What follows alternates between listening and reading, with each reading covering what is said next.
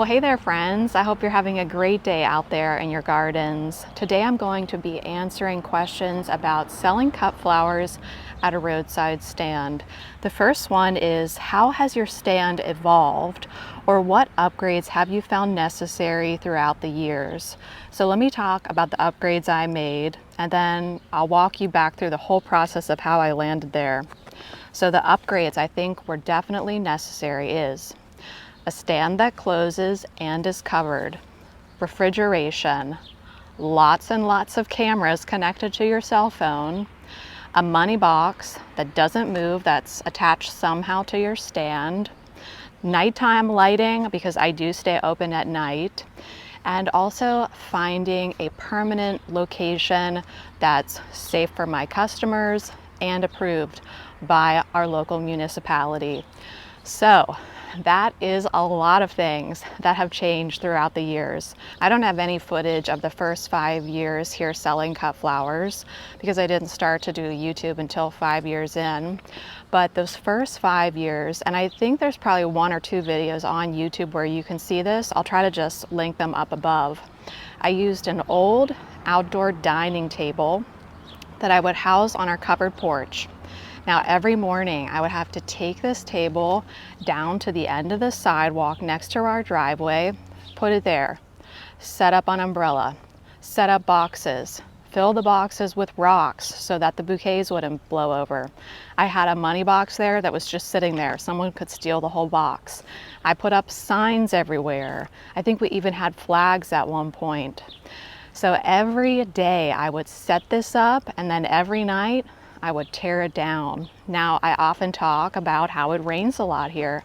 Sometimes I would set it up, it would start raining a couple hours later, back under the porch, set it up again.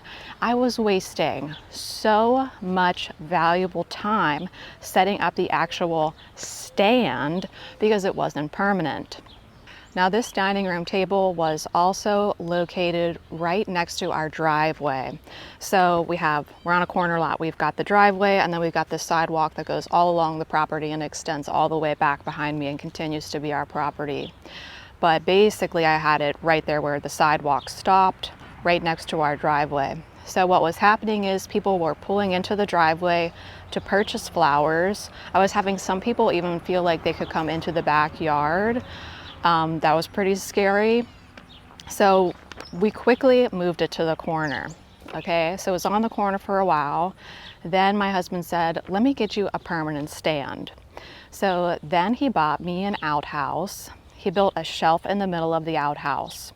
So there was a lot of great things about this upgrade. First of all, it had a door. So when it was raining, I could just shut the door versus having to take all the bouquets inside. It also had a money box inside of it that was attached to the wall, so it would be really hard for somebody to take it off without anyone noticing. That year we also decided to accept Venmo. That was amazing. That was a change that my husband suggested. It easily increased our sales by, I would say, 220%. I did the math on it the year that we added it.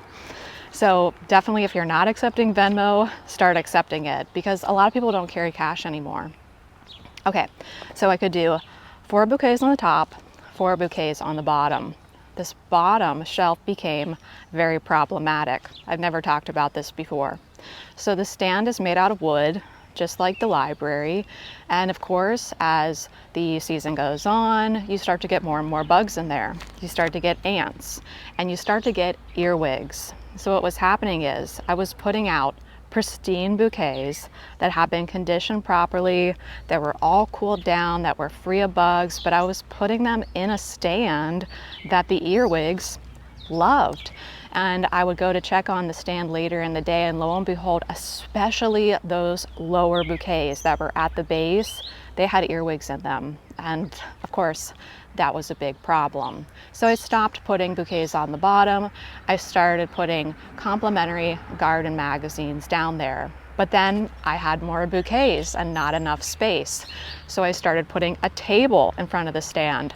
So I would have maybe 4 bouquets in the stand, this table from inside, right in front of that with maybe 4 or 5 more bouquets. But here again, I've introduced a new problem where I have to set something up, break it down, because I can't leave that table out there overnight. So we started to rethink everything. Here comes Grace. Hey, Gracie. Gracie just had a whole pan of beef bacon, which I burnt. I was going to make a pizza with it, but then I burnt it all. So now we're going to have a Hungarian wax pizza tonight, right, Gracie? Well, Grace has decided to get on the dining room table. I pulled this chair out for her because she's been freaking out for the last 10 minutes as I'm talking to you guys. Oh, she needs water. Oh, you know what? There's no water in the fountain today. Hold on. I need to go get Grace some water. All right, I think Gracie's good now. She's inside with a big bowl of water. So we moved the stand around the corner. We made it bigger. We also added refrigeration. This solved a ton of problems. I told you previously about how I was having ants and earwigs crawl into the bottom bouquets.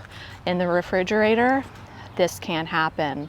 Also, I think I said at the beginning of this video, if I didn't, sorry, last week it was 100 degrees. I was able to stay open a couple of those days, even with it being 100 degrees. And I think the one day it was 101 and we still sold 3 bouquets. And that was me just replenishing just the refrigerator. And I know when to replenish the stand because we have a bunch of cameras out there. I don't want to get into the kind of cameras I have or where they're located, but I do want to help anyone that's going to be selling roadside.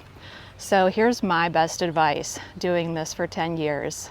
Put cameras in from the beginning, put them where you can see the person, where you can see the money box, and what I feel is most important, you can see the person's license plate. That way you can know if it's the same person over and over and over again. Because let's face it, am I going to press charges against someone who steals a bouquet once or twice? Absolutely not. But if someone's coming here every single day and taking a whole bunch of stuff, yeah, of course I'm going to report that.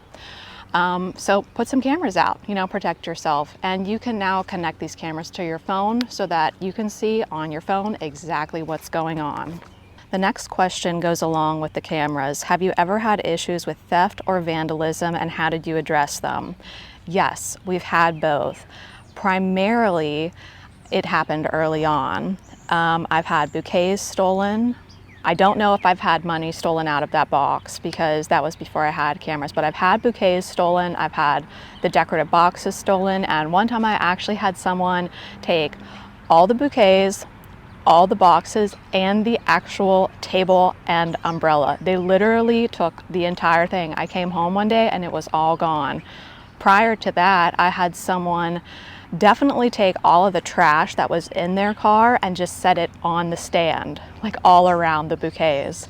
I would say theft happens every single year. I've come to expect it and be okay with it at a certain level. As the years have gone on, it all works out. Maybe someone steals a bouquet one week, but the next week somebody pays double.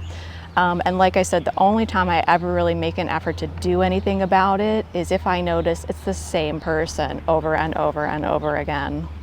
Let's cool down in the library for a second. If you're wondering why in the world I'm wearing sunglasses in the library, it's because I didn't feel like putting on makeup today. You feel me? Okay, how do you let people know about your stand? Example, social media, word of mouth, signage. Okay, so let's start with signage.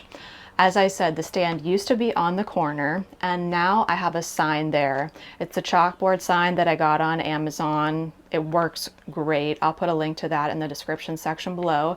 It just says, flowers this way, depending on which way you're driving from. And it's really helped a lot. I truly thought in my heart that no one would come to the stand in the new location, but we sell out pretty much every single day. I also post on Instagram. I post what the bouquets look like, pictures, videos of the bouquets. We're open now every single day. Now, years ago, I don't even know how many years ago, I had a Facebook page for North Lawn Flower Farm. This Facebook page still exists, and it was prior to me having an Instagram, and it was connected to thousands of people that I knew in real life, local people, and that's where I used to post. But my Facebook got hacked and I never was able to log back into it. They hacked my personal account, all my business accounts. They deleted everything from my personal account. So if you go to North Lawn Flower Farm on Facebook, it's there, but I haven't posted in years because I can't access it anymore. How do you balance growing, bouquet making, and managing the stand with other responsibilities? I think this is a great question, and especially as I get older, I'm turning 40 next month, I'm always trying to find better balance. You know, how do I balance time with my husband, my daughter? The flower stand is really more of what I would say a hobby, but I have built a solid business around it or because of it. And I also kind of have things that I do as offshoots of selling cut flowers that provide a stable income for my family. So the flower stand itself, it makes about $5,000 a year. That's always what I shoot for. But all these other things I do, photography, I work for bulb companies, different garden suppliers as a photographer, sometimes as a videographer.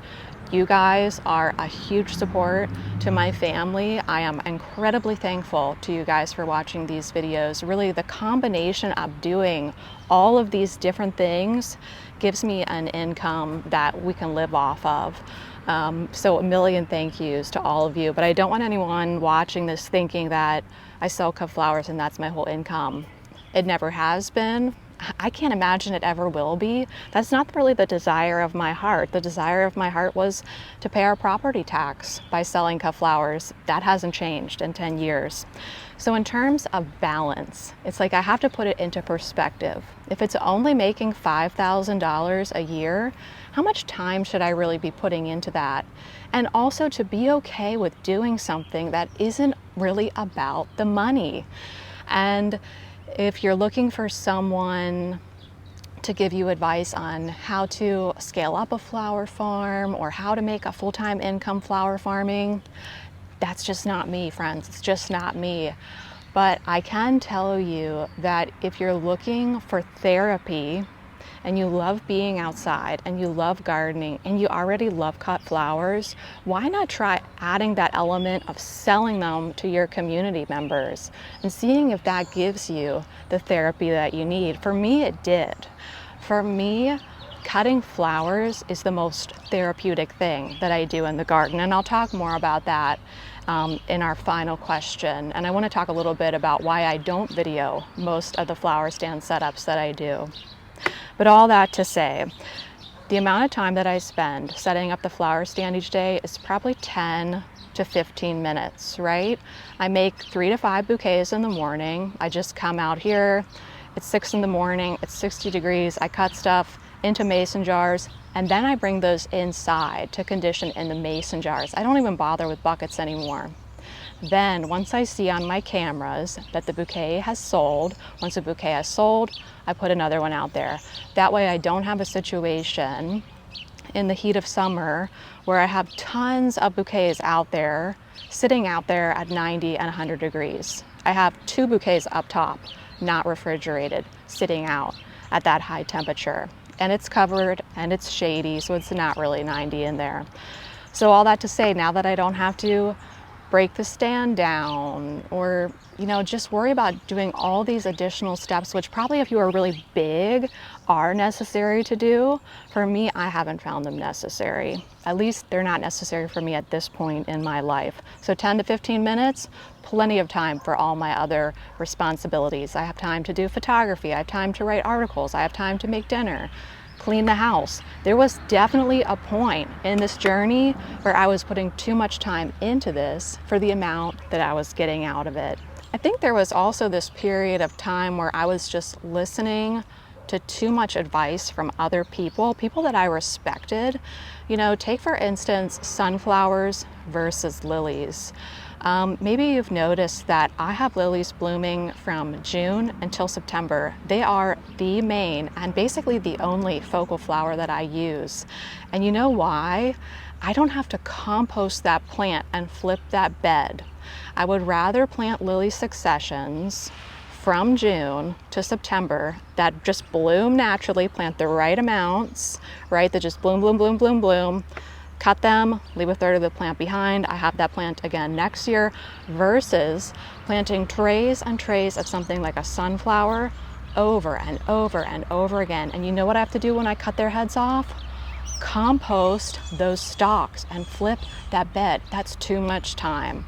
The amount that I make does not warrant all that bed flipping. I have to get smarter about planting and planting things that just are natural successions that stay in the garden. And I'm thinking about what is currently out there at the stand. The only thing in those bouquets, and I'll put a picture here, that I planted this year from seed is the Dara and the Snapdragons. And you know what? Those bouquets, they would sell fine without that Dara and without those Snapdragons in them. Everything else is returning from another year and is either a shrub or a perennial or, you know, a tree, frankly. So all that to say, I think follow your own path, especially if you're small. You can make it work for you. What works for me might not work for you. But I think there is a way to run a flower stand and for it only to take up 15 to 30 minutes of your day total. If you could start over, what would you do differently? I think honestly, nothing. Because even though I made a ton of mistakes, I started small and I started with no money. I put basically no money into this. I mean, I think the only thing we really bought over the years was, you know, the outhouse, the refrigerator, the money box, less than $1,000, definitely, on this whole endeavor. And over 10 years, you're looking at $50,000 there. So I wouldn't change anything, because I honestly feel like when something goes wrong, when I get a new bug, a new disease, when bad things happen with the stand, when bad things happen with other people, it teaches me something. And the only way that I can truly help another person is if I've experienced it. You know, if you've ever asked me a question and I haven't addressed it, it's probably because I haven't experienced it firsthand. Like, I see a lot of questions about the red lily beetle, and I don't answer that because we don't have that here. But I can talk about Japanese beetles and thrips all day long. You know, so I think you can relate to people better, understand them, sympathize with them if you've had a number of problems happen to you in the past. And I think it's good to start small and just grow gradually over time. All right, I'm really starting to sweat now. I think we're gonna have to stay in the shade for the remainder of this video. Okay, 2 more questions. Do you have any go-to tools or supplies that have made your work regarding the stand easier? Aside from what I've already mentioned, like the cameras, the permanent stand, the money box being permanent, adding Venmo, the actual tools that I use are incredibly inexpensive. I get those black buckets for free from Aldi's. Just go in there, tell the guys working what you do. I am sure they will give you the buckets for free. Okay, the biggest expense that I have, especially now that I work for a bulb supplier and I'm not paying for any of my bulbs, the biggest cost I have is jars or vases. So I try to use as many recycled jars as I can, but you know, at this point I'm selling so much, I just run out all the time. So I go to consignment stores a lot. You know, you can usually find jars there for 50 cents to $1. Mason jars are beautiful and are the right size, but they are getting so expensive now. So I get a lot of my jars from consignment stores. I have antique carriers now. Now, these were not affordable. I think I paid maybe $45 for these, but they carry 4 mason jars perfectly. So I can just be out here, make my bouquets, bring them inside to cool down, take them out to the stand as needed. It just makes life easy. And you've seen me wear like a tool belt in the past. I don't really bother with that anymore. I shouldn't stick the snips in, you know, my back pocket, but I still do. I do wear tennis shoes all the time because I did drop my snips on my foot when I was wearing sandals, and I was in a lot of pain for a very long time. But my snips are like $8. I think they're Corona snips. And that way, if I accidentally, you know, lose them somewhere. I'm always losing these snips. They were only $8. And rubber bands. Rubber bands are necessary. So we'll end with this last question. What is the most rewarding part of running your roadside stand? So now that I've fixed the majority of the problems that have occurred over the years with the flower stand, it's really become this grounding, therapeutic, and happy thing that I get to do every single morning. Now, it's worth noting that I'm on year 10, so year 10 is a lot different than year 1 or year 3 or year 5 or year 7, because I basically built the backbones not only of my garden but of my bouquets. And so now my work is much smaller. My workload, I should say, is much smaller now. I really only just flip the raised beds. I don't flip any of the gardens that we walk through anymore, because I can really build a bouquet with just what I have in my permanent landscape. I truly do not need to grow any annuals anymore. I don't need to. I'm doing it because I like it, but you don't need to do it.